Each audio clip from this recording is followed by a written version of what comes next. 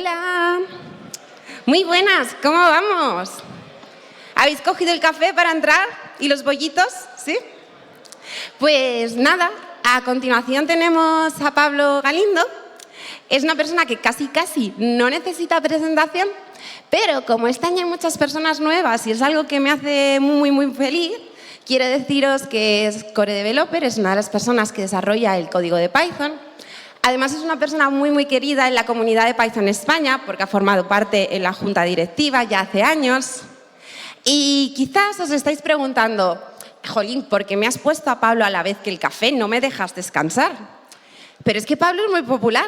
Entonces, a veces cuando le ponemos enfrente a otra gente, pues les roba a las personas. Entonces no puede ser. Y este año yo le he retado, le he dicho, Pablo, ¿tú crees que eres más popular que el café? Y no sé, el café es un fuerte competidor. Así que nada, muchísimas gracias. Sé que es un poquito esfuerzo extra el no poder parar para descansar. Muchas gracias, Pablo, por aguantar esta hora. Y os dejo con él. Mil gracias.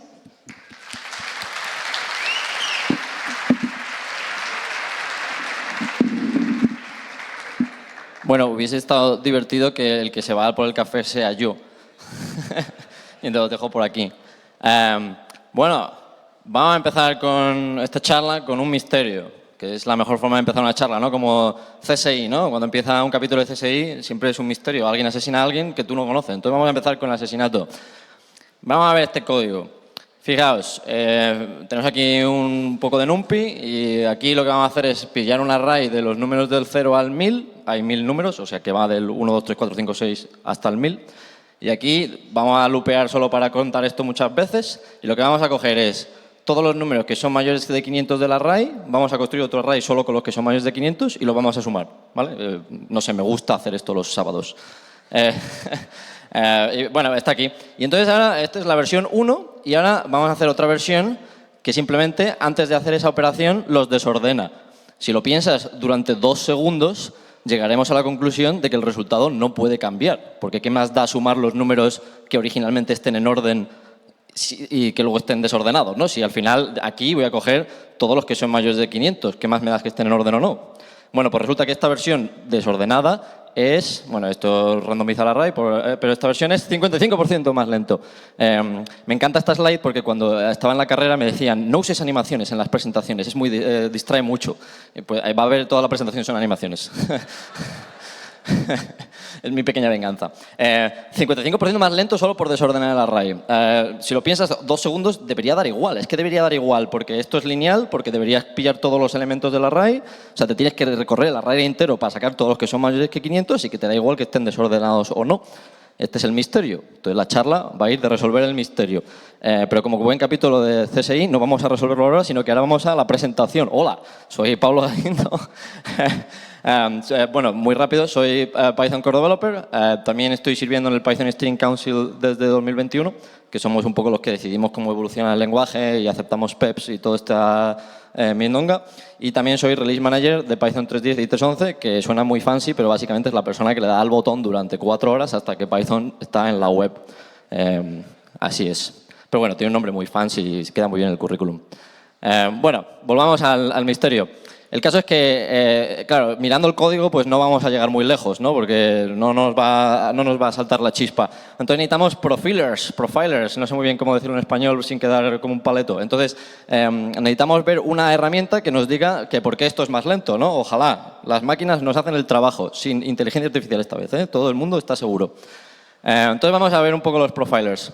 Uno puede usar un profiler para ver ¿qué es lento? ¿No? Uno corre su código con el profiler y el profiler te dice esto es lo que es lento. Y entonces tú llegas, lo miras así un poco con el poder de tu mente y dices lo voy a arreglar, ¿no? Y te pagan y te dan una subida de sueldo o algo, ¿no? Entonces uno usa un profiler y el profiler te da un output. Bueno, necesitamos un performance profiler porque hay muchos tipos de profilers. Hay memory profilers que te dicen dónde estás usando memoria, hay performance profilers que te dicen dónde estás usando CPU. En este caso vamos a hablar de performance profilers. Entonces, uno usa un profiler y te da un output que se llama un flame graph. Entonces, no vamos a discutirlo en mucho detalle, pero básicamente un flame graph es básicamente como una torre de cosas que te dicen las funciones que se llaman a otras funciones. Este eje, el eje X no es el tiempo, mucha gente lo confunde con el tiempo, simplemente es cómo de gordo es.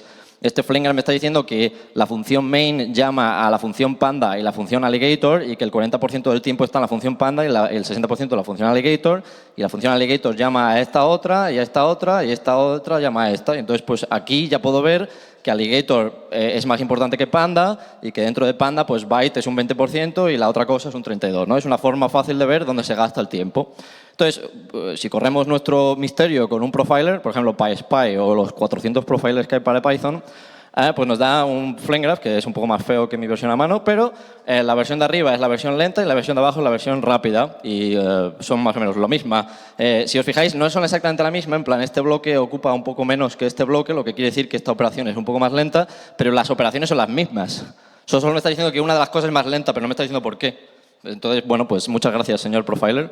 Espero que no os haya costado mucho hacer esto.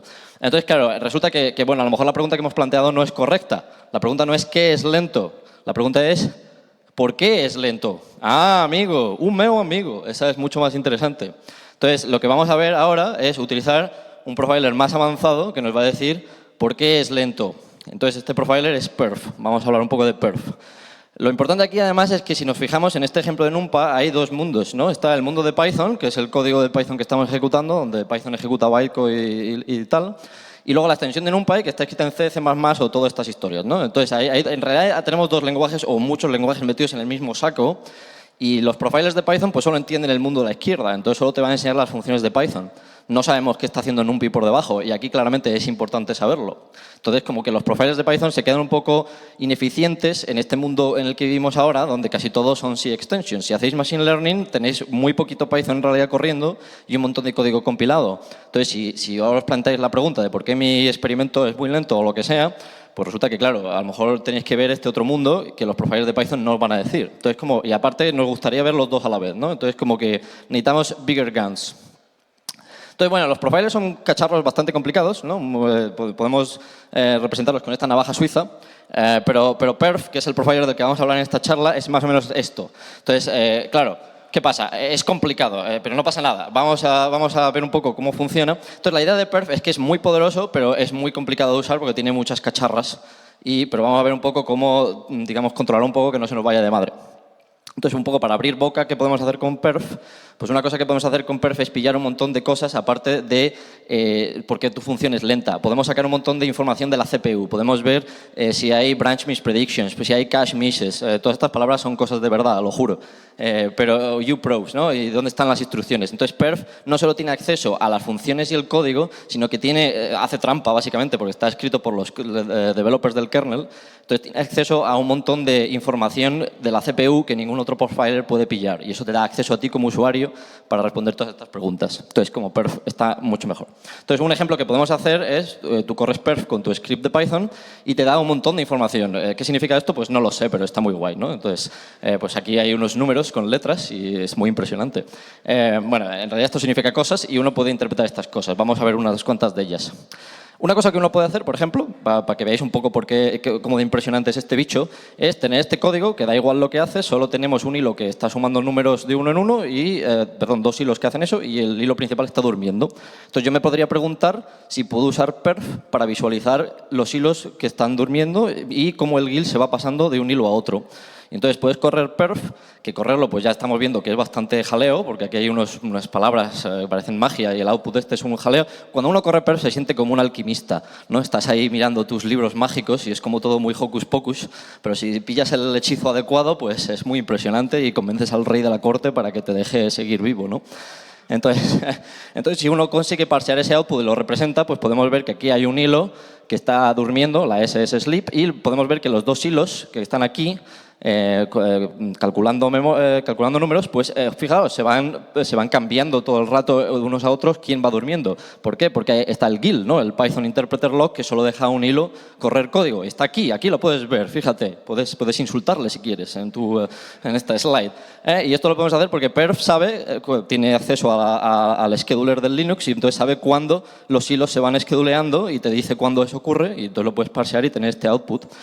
Puedes incluso decirle que cada vez que eso ocurra, te saca un stack trace en C y entonces puedes saber dónde se coge el GIL y dónde se suelta el GIL. Y entonces puedes tener incluso, puedes sustituir esos sleeps por ahora distinguir el sleep del GIL, ¿no? Por ejemplo, este sleep aquí es sleep de verdad, o sea que el hilo está dormido, y estos de aquí es cuando cada hilo tiene el GIL. Entonces puedes ver cómo los hilos se van pasando el GIL de uno a otro, pero también puedes ver aquí, por ejemplo, cuando el hilo estaba durmiendo y cuando de verdad tenía el GIL cogido. O sea, en realidad es muy poderoso, ¿no? Podemos sacar un montón de información usando esta magia arcana. Vale, bueno, eso es perf. Perf está muy bien. Pero perf tiene un problema. Perf solo entiende C. O sea, aquí un poco he puesto código en Python para enseñaros un poco de qué es lo que hemos conseguido este año en Python 3.12, pero el problema es que perf es una herramienta que solo entiende código compilado, solo entiende C, C++, C#, no entiende Python, no sabe lo que es. Entonces, en realidad, cuando tú obtienes esta información, si os fijáis en el stack trace esto no es Python, ¿no? Esto es cosas en el kernel y C, ¿no? Entonces, no nos sirve mucho como programadores de Python, porque tú quieres saber en tu función en Python, pues, dónde está. Entonces, como que no es excesivamente útil. Entonces, vamos a ver cómo conseguimos que perf entienda Python. Pero bueno, como veis aquí, pues es muy útil este output, ¿no? Nos puede dar muchas cosas. Bueno, volviendo a este ejemplo. Entonces, vamos a intentar usar perf para saber por qué esto era más lento, ¿no? Ya que tenemos aquí este obus de profiler, pues vamos a tirar un obus. Entonces, uno podría pensar, y por eso es muy importante hacer profiling, esto lo voy a insistir mucho, porque uno podría pensar que, yo soy muy listo, entonces yo miro el código y sé por qué es lento, ¿no? Entonces uno podría decir que, claro, esto es una cosa que se llama branch misprediction, ¿no? Y pongo aquí Galaxy Brain Developer. Y estos son la gente, ¿no? Que, bueno, pues quiere hacerte sentir que son muy listos y entonces dicen palabras así raras y para que parezca que lo sabes. Vamos, nadie que se precie debería decir nada sobre por qué un código es lento sin hacer pruebas. Desde luego no debería hacerlo este tío en 2017, ese soy yo, por cierto, poniendo aquí branch misprediction y el mismo ejemplo, pues no, expose, tened cuidado a quién os impresiona, ¿no? Entonces, bueno, yo estaba intentando usar perf para probar que era una branch misprediction y me di cuenta que no lo era. Entonces, bien, usad perf antes de decir nada, sobre todo si vais a dar una charla en una PyCon pública. Consejo. Bueno, vamos a ver entonces por qué es. Resulta que no puede ser branch misprediction, porque si usas perf y le pides todas estas estadísticas de la CPU, entre otras, te da las branch mispredictions, que es el número que estamos buscando. Entonces, esta es la versión rápida. Nos dice aquí que tenemos pues unas 4 millones de branch misprediction. Entonces, si fuesen branch misprediction, esperemos que la versión lenta, pues este número sea mucho más grande y todos los demás números sean parecidos. Resulta que si ves la versión lenta, pues resulta que no solo el número es más grande, bien, eso tiene sentido, eran 4, ahora son 6, pero resulta que el número de instrucciones totales que se ejecuta es mucho más grande. Es decir, la versión lenta no es que tenga más branch misprediction, es que está haciendo mucho más trabajo. ¿Por qué? Amigo, no sabemos, pero podemos seguir usando perf para ver qué ocurre. En particular, perf también genera flame graphs y uno puede generar flame graphs. Entonces podemos coger este ejemplo y generar el flame graph y tiene esta pinta que, bueno, pues hay que parar un tiempo para saber qué está pasando aquí, pero uno puede representar las partes del código aquí, qué es lo que está pasando. Pues esta parte, por ejemplo, calcula los elementos que son mayores de 500, esta parte construye el array con los elementos que son mayores de 500 y esto vectoriza. El caso es que justo ahí, si hacemos zoom en la parte a la derecha, tenemos esa cosa que es muy pequeña en la versión rápida, pero si vamos a la versión lenta con el shuffle ahí puesto y hacemos el mismo zoom ahí, resulta que esa cosa ahora es así de grande. Y esta cosa se llama contig to contig. Vale, ahora necesitas leer el código en un para saber qué está haciendo eso. Pero una cosa que puedes hacer es ver cuántas veces está llamando a esa función, porque nos está diciendo perf que se pasa mucho tiempo ahí, pero eso puede ser porque la función tarda mucho o porque se llama muchas veces a la función. Las dos son posibles. Entonces, perf bueno, ahora es más grande, ¿no? Entonces le puedes decir a perf que te ponga una prof ahí, o sea, que cada vez que se llame a esa función haga algo, entonces se lo dices con esta cosa arcana, ¿no? Más alquimia para todos, y entonces le dices que me ponga una prof ahí en la librería multi-array de NumPy y quiero en contig to contig, y ahora le digo que me profile todo el ejemplo lento y miro a ver cuántas veces, pues por cada línea me pone una línea en mi archivo. Y entonces cada vez que se llame, pues me va a poner una línea y yo uso este script súper complicado para ver las líneas y me dice que se llama la función 259 veces en la versión lenta. Y hago el mismo experimento con la versión rápida y resulta que se llama 14 veces. Amigo, claro, llamar menos es menos costoso que llamar más. Bueno, ¿quién lo iba a decir? Entonces, claro, una cosa que también puedes hacer esto es confirmar con GDB. Uno podría usar GDB, que es un debugger, no es un profiler, pero puedes poner un breakpoint en la función config to config y dices que cada vez que se llame, pues me imprimas, además, cuáles son las dimensiones que se le está pasando a esa función. ¿Por qué? Porque yo miro el código de esa función y he visto que uno de los outputs es cuánto del array vas a copiar. Entonces, uno mira el valor con GDB y descubre que en la versión lenta, pues se llama unas cuantas veces con, la versión rápida, perdón, se llama unas cuantas veces con 2 y de repente se llama con 500. Ah, esto era el misterio. En la versión rápida, como todos los números que son mayores de 500 están juntos, NumPy es muy listo y dice, cuando cree el array, solo tengo que hacer una copia que va de aquí a acá. Entonces, coge todo ese cacho, lo copia usando instrucciones super mega guapas vectorizadas de la CPU y es muy rápido. Pero la versión lenta, como tiene que copiar elementos de sitios distintos, pues llama a la función 3 millones de veces, en vez de con 500 números, con 2 o 1, o en mejor caso pues 3 o 4, pero tienes que copiar muchas más veces, porque claro, los elementos ya no están en sitios distintos y además tienes que alocar primero el array más grande y meterlos ahí. Entonces, claro, esto no era una branch misprediction como el Big Brain Developer Pablo Galindo nos decía. Esto era mucho más sencillo. Esto es que copiar es lento. Ah, pues ya está, esto era el misterio, ¿no? Entonces, perf es guay. Pero claro, el problema es que perf aquí nos ha servido bastante porque hemos visto el código en C y tal, pero un ejemplo más complicado en tu código que tiene C y Rust y otras historias, pues claro, solo ver C no nos va a servir de mucho, a no ser que seamos expertos. Entonces, claro, nos interesa que además ese código incluya Python. Es decir, que no nos enseñe las cosas de NumPy, sino que nos diga que mi función en Python está llamando a esta función en NumPy y además esto tarda tanto y tal pascual. Entonces, en Python 3.12 decidimos cambiar Python para que Python pueda hablar con perf y le vaya diciendo a perf cuando hay una función en Python que ocurre. Pero claro, perf es un cacharro bastante cabezota y solo quiere entender C, solo entiende C, no le gusta entender Python. Entonces, lo que hemos hecho es mentir a perf. Eso es lo que hemos hecho y os vamos a explicar cómo funciona la idea. Entonces, la idea está en que si tú tienes, por ejemplo, en Python estas funciones, la función foo llama var y var llama bath y aquí duerme un ratito, ¿no? Pues si uno mira, como Python está escrito en C, pues estas funciones en realidad se van a ejecutar como código en C, que con funciones con nombres muy feos. Entonces, si uno mira los nombres de esas funciones, pues va a ver que tienes por cada función en Python un montón de funciones en C, pero la que va a ejecutar nuestro código, esto lo sé porque soy core developer, ¿no? Pero bueno, la que va a ejecutar nuestro código se llama pyevalFrameDefault y por cada función foo, var y bath, pues tenemos una de esas, ¿no? Entonces, cada vez que tú llamas a una función en Python, hay una función de esas. El problema está en que la función en C es la misma, pues es la que evalúa el bytecode. No hay una función distinta por cada función en Python. Entonces, por la función foo, pues el código en C se llama pyevalFrameDefault y la función var se va a pyevalFrameDefault y por eso, leyendo el código en C, tú no puedes saber cuál es la función en Python que se está ejecutando, porque la función es la misma. Lo que cambia son los datos, qué función en Python está ejecutando, pero es una string que va dentro, entonces no puedes verlo. Entonces, lo que hemos dicho es, bueno, lo que podemos hacer es que, claro, uno puede coger foo, var y bath, las funciones, ¿no? Entonces, lo que está pasando es que cuando llamo una a la otra, pues foo llama var y var llama bath y va por este código en C. Entonces, lo que podemos hacer es, en vez de eso, podemos coger estas funciones y meterles lo que se llama en Computer Science un trampolín, que, bueno, es este intento de cosa que he dibujado ahí. Entonces, un trampolín es un código escrito en assembly, que nos metemos aquí en sitios un poco chungos, que lo único que hace este código es saltar a la siguiente función. O sea, no hace nada, coge los argumentos y los redirige a var. Entonces, cuando foo llama al trampolín, el trampolín inmediatamente llama a var, no hace nada más, coge los argumentos y los pasa. Pero está escrito en C, y perf sí que entiende C. Este es un C un poco tricky porque es assembly, entonces no es una función que está compilada, lo has hecho tú a mano, no es handcrafted assembly, ¿no? Para los connoisseurs, pero es C, y entonces perf lo entiende. Entonces, si eres capaz de compilar un trampolín de estos por cada función en Python, pues puedes asignar un cacho de este C a cada función en Python y entonces perf sí que va a distinguir que ese pyevalFrameDefault es distinto por función. Antes teníamos solo una función para todo el mundo, pero ahora tenemos un trampolín por función. Entonces, la idea es que este es el trampolín, es assembly code, pero como veis es relativamente sencillo. Si habéis escrito alguna vez assembly en la facultad, lo siento mucho. Tardamos varios días en craftear este código súper complicado. Bueno, el problema también está en que, claro, tienes que escribir una versión de estas por cada arquitectura. Esto es la versión de 64 bits de Intel, pero tienes que escribir una para Mac, o tienes que escribir otra para ARM, etcétera, ¿no? Entonces, en realidad es muy sencillo. Estas dos instrucciones lo único que me están haciendo es salvar el frame pointer para que GDB no se líe mucho, y la única instrucción que importa es call. O sea, simplemente llama a la función y como los valores de la función son los mismos, no tienes que hacer nada con los argumentos.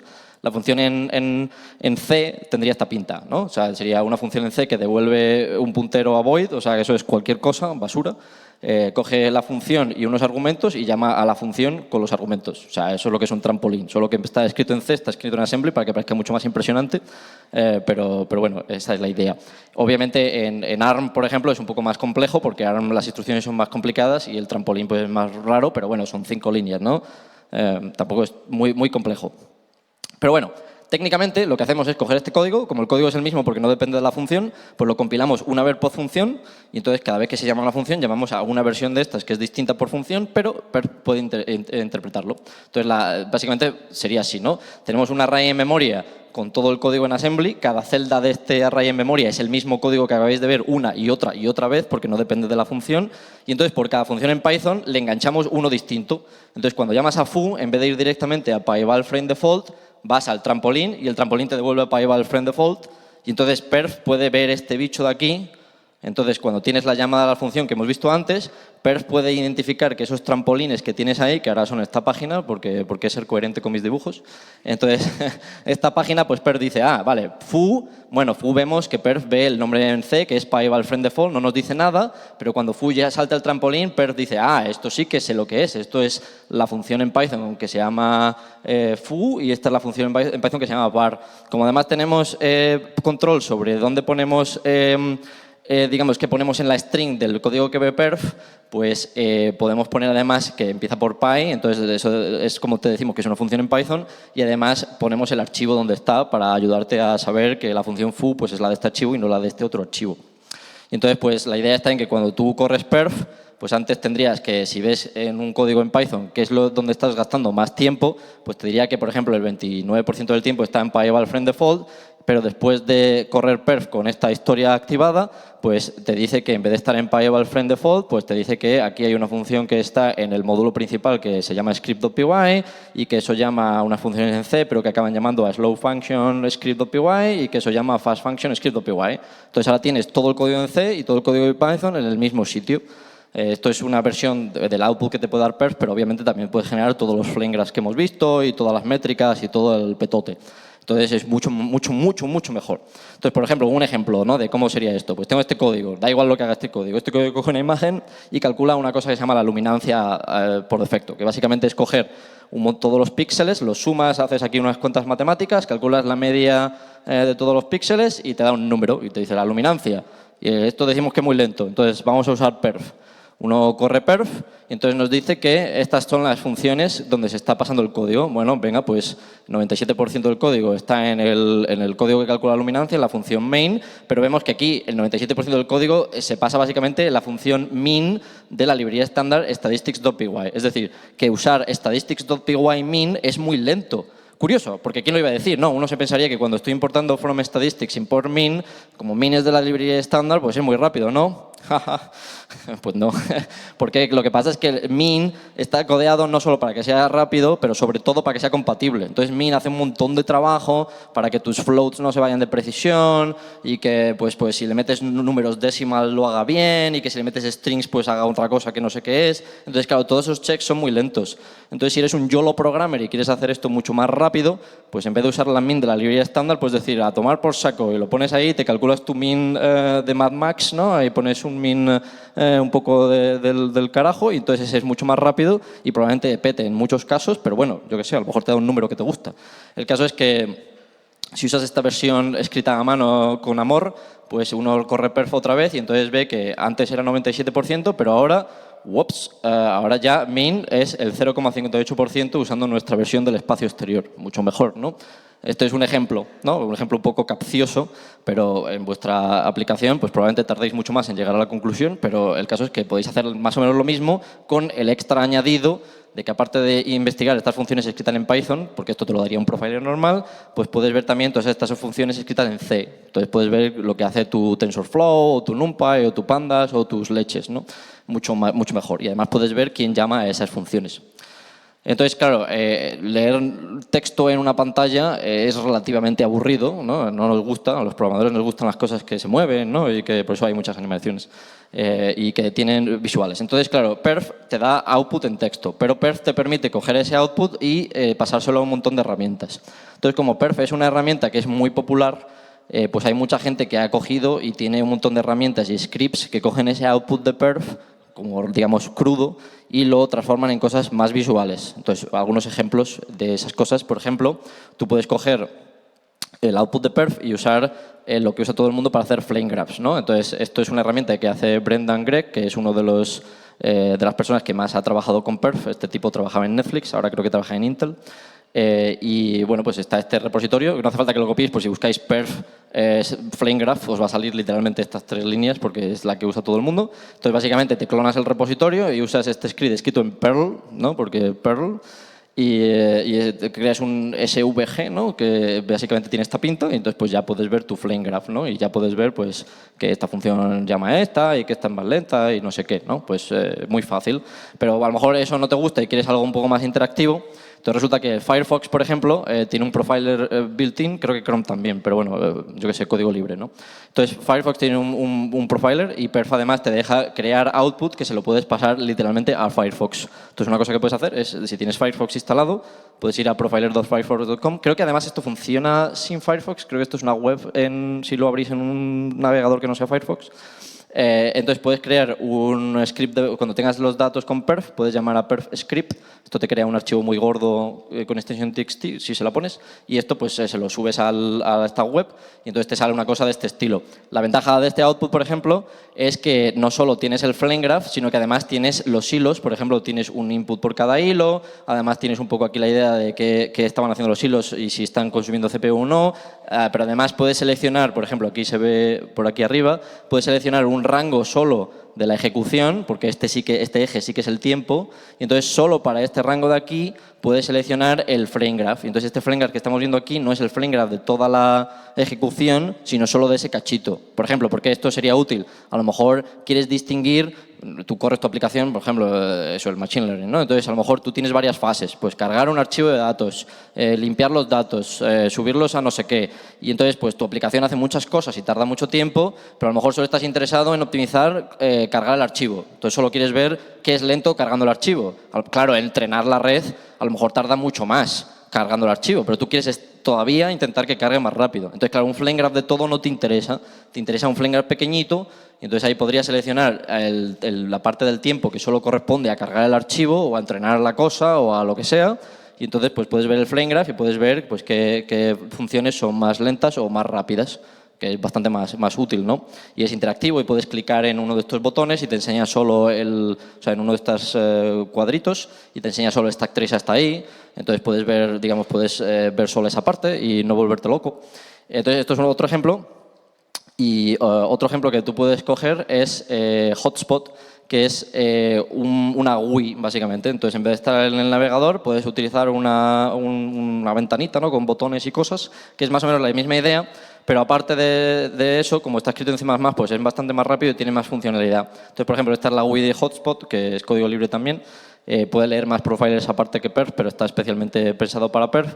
Y aparte de esto, no solo te resuelve símbolos en C++, entonces si tienes símbolos en C++ te va a poner los nombrecitos de forma bonita, sino que además pues tienes más información. Entonces, por ejemplo, esta GUI, aparte del flame graph este que estáis viendo, te saca cosas como latencia, o por ejemplo te saca cosas como qué funciones son las que se llaman más rápido pero más veces, o sea, con funciones que se llaman muchas veces pero se tardan muy poco. Claro, eso es distinto, ¿no? Porque a lo mejor yo no estoy buscando funciones que tarden mucho, pero estoy buscando funciones que se llaman muchas veces pero no hacen casi nada, y a lo mejor puedo, digamos, ponerlas todas juntas y ahorrarme todas esas llamadas de golpe. Entonces esta GUI pues es capaz de analizar esos datos y enseñártelos. Pero también puedes hacer tu propia cosa, porque una vez más, pues Perf te da un output y tú puedes hacerte con pandas, por ejemplo, o incluso puedes, no sé, podrías poner una red neuronal que analiza los datos y te dice que es lento, ¿no? Y dejarnos a todos sin trabajo. Qué bien, Pablo. Bueno, así a lo mejor termino la charla con esta brillante reflexión. Y entonces, bueno, pues esta es la idea. Entonces, esto es una cosa bastante nueva. Interesantemente, si lo pensáis un nanosegundo, el hecho de que tenemos assembly code por primera vez en Python quiere decir que este es el primer JIT compiler que existe en Python. Es el JIT compiler más estúpido de la historia porque lo único que hace es generar el mismo código todas las veces, pero hoy que es un JIT compiler, ¿no? ¿Dónde está mi dinero? Entonces, pues bueno, es un poco experimental todavía, pero creemos que va a ser una forma muchísimo mejor de profilar código en Python, sobre todo cuando tenéis aplicaciones mixtas de Python y otros lenguajes. Perf no solo es un profiler extremadamente poderoso, sino que tiene un ecosistema de herramientas enorme. Entonces hay un montón de cosas que ya ha hecho la gente para coger con Perf y ahora todas esas cosas de gratis están en Python, ¿no? Y entonces pues uno podría haberse levantado en mi charla de agujeros negros de 2017 y decir: Pablo, te equivocas, ¿no? Y yo diría, es verdad, espero a tu charla en la PyCon de 2023, ¿no? Pero bueno, eso es un ejemplo, ¿no? Pero bueno, esperamos desde el equipo de Python, pues esperamos que experimentéis mucho con esta herramienta, que nos digáis qué funciona y qué no funciona, y qué es difícil con la herramienta y qué no. Hay bastantes cosas que no he mencionado acerca de cómo se activa todo este rollo. Tenemos una página bastante larga explicando todos esos detalles, pero no lo voy a decir aquí porque básicamente es mucho mejor leerla. Si tú buscas Python perf 3.12, pues te va a salir la página. Pero bueno, ya podéis decirnos todo el feedback que queráis. Y bueno, básicamente eso es la idea. Si tenéis alguna pregunta, pues podéis probablemente encontrarme por ahí. No sé si tenemos tiempo ahora. Pero bueno, espero que os haya gustado.